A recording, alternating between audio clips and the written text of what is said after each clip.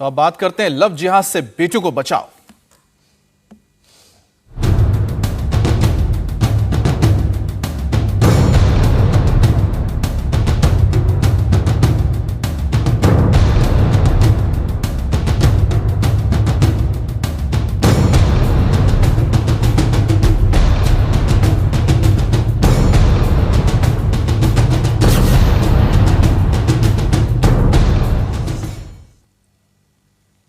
देश में खूनी लव जिहाद का सिलसिला थमने का नाम नहीं ले रहा है। दिल्ली में श्रद्धा हत्याकांड के बाद अब लखनऊ में भी लव जिहाद का सनसनीखेज मामला सामने आया है। आपको बता दें कि जबरन धर्म परिवर्तन के नाम पर लखनऊ में 19 साल की निधि को बेरहमी से मारा गया है। निधि का कसूर सिर्फ इतना था कि वो सुफियान से प्यार कर बैठी। प्रेम के जाल में फंसाकर सुफियान ने निधि का ब्रेन वॉश कर उसका धर्म बदलने की कोशिश की, लेकिन जब वो नहीं मानी तो सुफियान ने उसे मौत के घाट उतार दिया। 4 मंजिला इमारत से उसे नीचे फेंक दिया गया, जिसके चलते निधि 2 दिन अस्पताल में जंग लड़ने के बाद मौत की नींद सो गई। पूरा मामला लखनऊ के दुबगा का है। आरोप है कि सुफियान नाम के लड़के ने 19 साल की निधि गुप्ता नाम की लड़की को 4थी मंजिल से नीचे फेंक दिया और निधि को गंभीर हालत में ट्रॉमा सेंटर में भर्ती किया गया। आपको बता दें कि इलाज के दौरान निधि की मौत हो गई। वारदात के बाद आरोपी सुफियान फरार है। लड़की के परिवार की तहरीर पर पुलिस ने सुफियान पर हत्या और जबरन धर्म परिवर्तन का मामला दर्ज कर लिया है। बताया जा रहा है कि सुफियान निधि को काफी पहले से जानता था। वो कई दिनों से उसे परेशान भी कर रहा था। उस पर जबरन धर्म को परिवर्तन करने के लिए दबाव डाल रहा था। कहा यह जा रहा है कि जब निधि उसकी बात नहीं मानती है, वो धर्म परिवर्तन के लिए राजी नहीं होती है, तो सुफियान ने उसे मौत के घाट उतार दिया। वहीं लड़की के परिवार ने सुफियान पर वीडियो से ब्लैकमेल करने का भी आरोप लगाया। परिवार का कहना है कि सुफियान उनकी बेटी का धर्म बदलना चाहता था, कई दिनों से ब्रेन वॉश कर रहा था। जबकि निधि के परिवार वाले सुफियान के घर उसकी शिकायत लेकर भी पहुंचे तो सुफियान के परिवार ने उनकी नहीं सुनी। उन्होंने यहां तक कह दिया कि निधि के साथ सुफियान की शादी कराने का दबाव बनाने की भी कोशिश की। इस बात को लेकर दोनों परिवारों के बीच भी काफी कहासुनी हुई। उस लड़के ने ही धक्का दिया है शायद, हाँ उसी की वजह से वो मरी। उसी के हम लोग कंप्लेन करने गए थे, शिकायत करने गए थे। वो मेरे भाई को मारने की धमकी दे रहा था कि मैं मारेंगे। लड़की का वीडियो बता रहा था, वीडियो है, ये है, वो है, दुनिया भर की बातें कर रहा था। कौन है? यहीं आगे एक लड़का रहता है। क्या नाम है? सुफियान। अच्छा, क्या पहले से जान पहचान थी? हाँ थी सर, जान पहचान पहले से थी, लेकिन हम लोगों ने सब खत्म कर दिया था। बात खत्म हो गई। वो उसको टॉर्चर कर रहा था।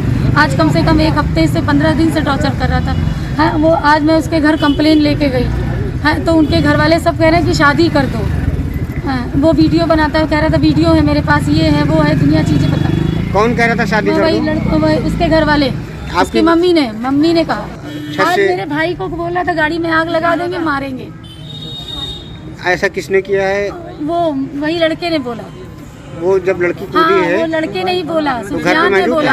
हाँ सुफियान नाम है, उसने बोला। तब मैं अपने घर से गई उसके घर कंप्लेन, हम सब लोग गए थे। हम हमारी वो वाली लड़की वो भी गई थी। कितने बजे की बात है? ये अभी 6 बजे के करीब में बात है। अब निधि की हत्या को लेकर हिंदू संगठनों में काफी गुस्सा है। लोग सुफियान को सख्त से सख्त सजा देने की मांग कर रहे हैं। फिलहाल सुफियान फरार है और पुलिस उसकी तलाश में जुटी हुई है। ये तस्वीरें आपके सामने। सुफियान के घर भी पुलिस पहुंची, लेकिन तब तक सुफियान अपने घर से भाग चुका था।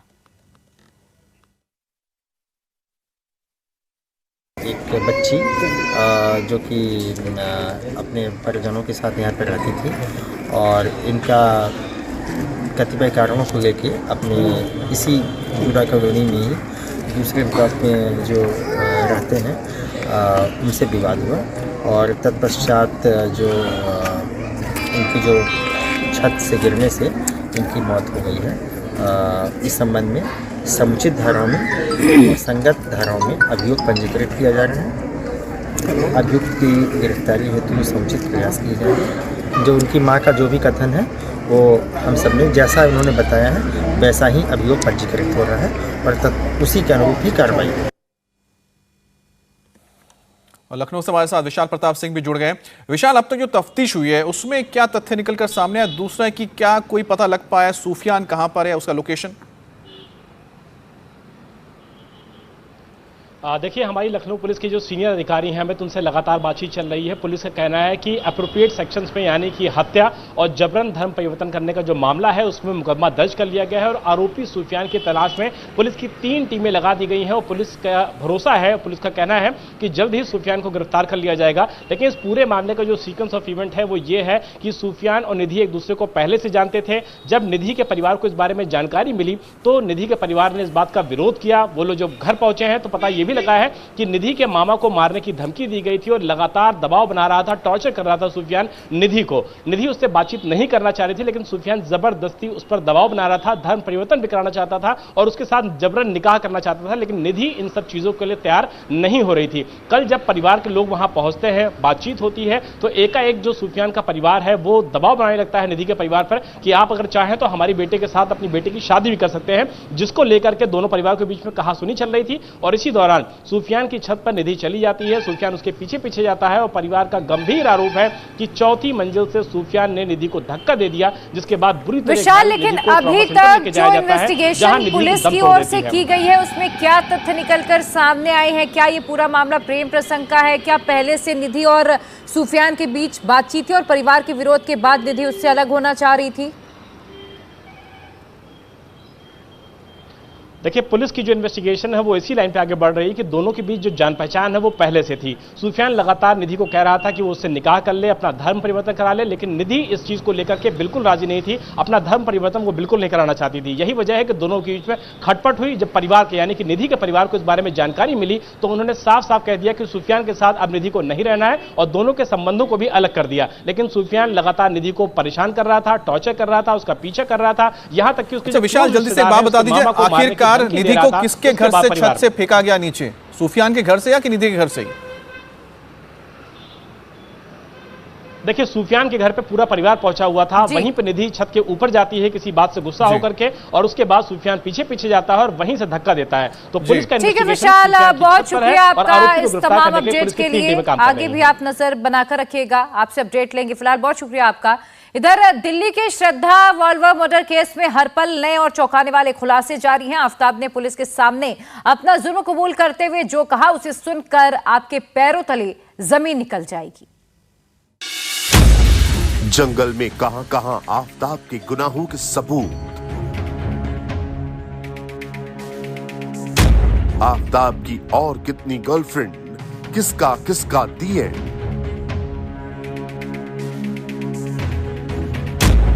श्रद्धा की हड्डियां बोलेंगी, आफ्ताब का बाप खोलेंगी। आफ्ताब जवाब दो, आफ्ताब श्रद्धा को क्यों मारा? श्रद्धा को क्यों मारा? आफ्ताब जवाब दो। खून के धब्बे देंगे आफ्ताब की दरिंदगी की गवाही।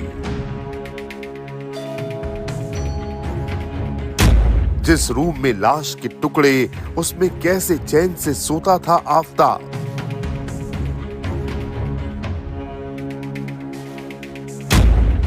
जिस फ्रिज में श्रद्धा का कटा सर, उसमें कैसे खाना रखता था आफ्ताब।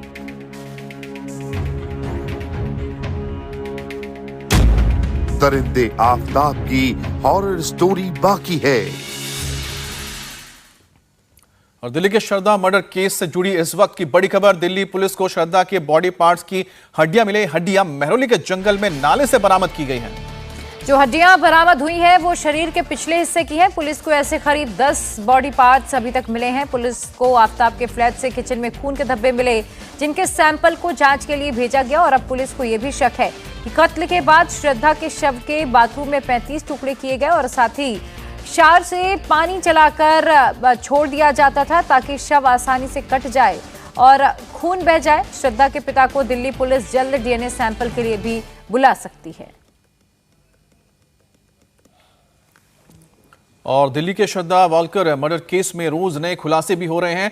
आरोपी आफ्ताब की दरिंदगी और डरावनेपन के चेहरे की कहानी अब सामने आ रही है। कई चौंकाने वाले खुलासे हुए हैं। एक खुलासा यह भी है कि श्रद्धा को गला दबाकर मारने के बाद आफ्ताब चाकू खरीदने बाजार जाता है। चाकू से जब उसका हाथ काटा तो वो इलाज के लिए डॉक्टर के पास भी गया। दरअसल जब वो श्रद्धा के बॉडी के पार्ट्स को कट कर रहा था तो आफताब का भी हाथ कट गया। इसके बाद वो अस्पताल गया, डॉक्टर से अपना इलाज कराया। उसे ना तो हत्या का कोई मलाल था और ना ही उसके कॉन्फिडेंस में किसी तरह की कमी आई थी। ये बात एक डॉक्टर की ओर से बताई गई है जिसने आफताब का इलाज किया था। वो शव के टुकड़ों के साथ 18 दिन तक उसी कमरे में सोया। इस दौरान वो डेटिंग ऐप के जरिए एक और लड़की से मिला और उसके संपर्क में आया। उस लड़की को अपने घर पर भी उसने बुलाया और श्रद्धा के शव के टुकड़ों को घर में रखते हुए उस लड़की के साथ वो रहा। हमारे साथ संवाददाता अभय पराशर भी जुड़ गए हैं। अभय, अब तक जो सारी हम कह सकते हैं छानबीन हुई है, उस छानबीन से जो सबूत आ रहे हैं क्या इतने पुख्ता हैं कि जो आरोपी उसके खिलाफ कोर्ट में केस टिक पाए, या पुलिस को अभी भी जो सबसे इंपॉर्टेंट है वो है एक मोटिव और दूसरा है हथियार, वो अभी तक नहीं मिल पाया है? देखिए, बिल्कुल पुलिस के सामने बड़ी चुनौती है अमित, क्योंकि पुलिस के पास अभी हालांकि ये बताया जा रहा है कि जो 10 हिस्से मिले हैं उनका अभी जो डीएनए सैंपल है उसके लिए भी पिता को बुलाया जाएगा। करीब बॉडी पार्ट्स की पिछले हिस्से की कई सारी हड्डियां जंगल से बरामद हुई हैं, लेकिन इससे कोर्ट में पूरे मामले को पूरी तरीके से साफ करना अभी भी बहुत ज्यादा आसान नहीं है, क्योंकि जो मर्डर करने वाला जो वेपन है वो अब तक पुलिस बरामद नहीं कर पाई है। पुलिस के पास अभी या तो सिर्फ कन्फेशन है या फिर 6 महीने पुराने जब मर्डर किया गया था, जिन बॉडी पार्ट्स को ठिकाने लगाया गया था, उसमें से कुछ हड्डियां मिली हैं मेहरौली के जंगल में से। साथ ही ये बात निकलकर सामने आई है कि पुलिस ने सोमवार को जहां पर यह मर्डर किया था छतरपुर पहाड़ी इलाके में D93 मकान में, उस मकान के अंदर ना केवल आफताब को लेकर पुलिस गई बल्कि एक डमी बॉडी जो है, डमी बॉडी को भी पुलिस लेकर वहां पर गई और पूरी तरीके से क्राइम सीन को रिक्रिएट किया गया कि किस तरीके से इस हत्याकांड को अंजाम दिया गया था। क्योंकि जो सूत्र हैं वो ये भी बता रहे हैं अमित कि ना केवल मर्डर किया 18 मई को, बल्कि मर्डर करने के बाद ये जो श्रद्धा है उसके ऊपर बैठ गया और बैठने के बाद जो 35 टुकड़े हैं वो कमरे के अंदर जो बाथरूम है वहां पर 35 टुकड़े किए और इतने शातिराना तरीके से इसने वहां पर जो गीजर है, गीजर का जो पानी होता है गर्म पानी, उसे कंटिन्यू बॉडी के ऊपर चला के रखा ताकि बॉडी जो है उसे गलने में वो आसान हो जाए, ताकि उसको अच्छे से काटा जा सके। इस तरीके की बातें निकलकर अभी सामने आई हैं।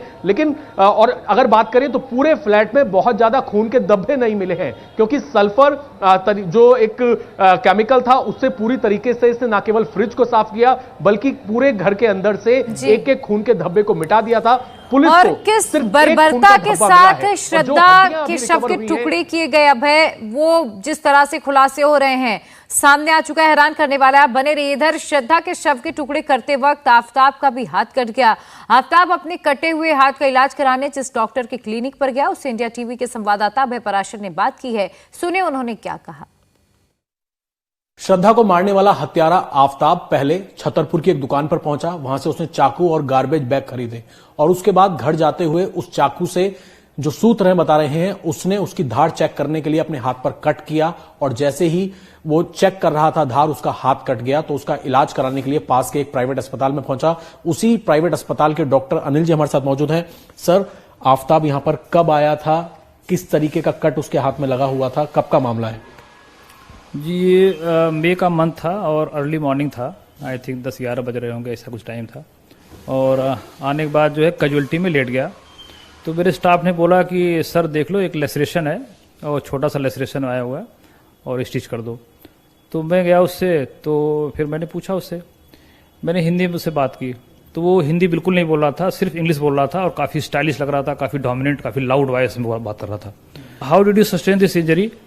तो उसने बोला कि while cutting fruit you know I got accidental injury in my right for arm and it is a superficial wound. तो फिर मैंने उसको देखा और उसके बाद वो सुपरफिशियल था, क्लीन कट था, ऐसा लग रहा था नाइफ से है।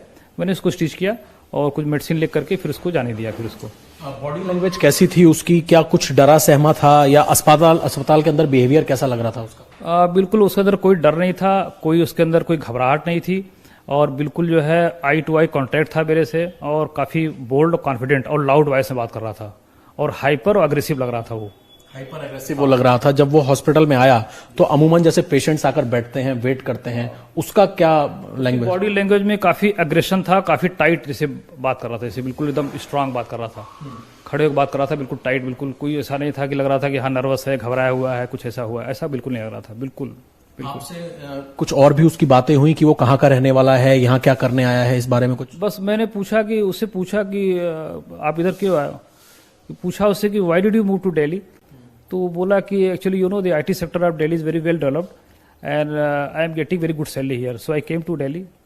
तो मैंने उससे बोला देखो यार बॉम्बे और दिल्ली कल्चर थोड़ा डिफरेंट है, बस और कुछ नहीं, बाकी अच्छा है, बढ़िया है, IT सेक्टर अच्छा है यहाँ का है। इंडिया टीवी हर वक्त हर जगह डाउनलोड करने के लिए सर्च करें India TV news Google play store या ऐप स्टोर पर।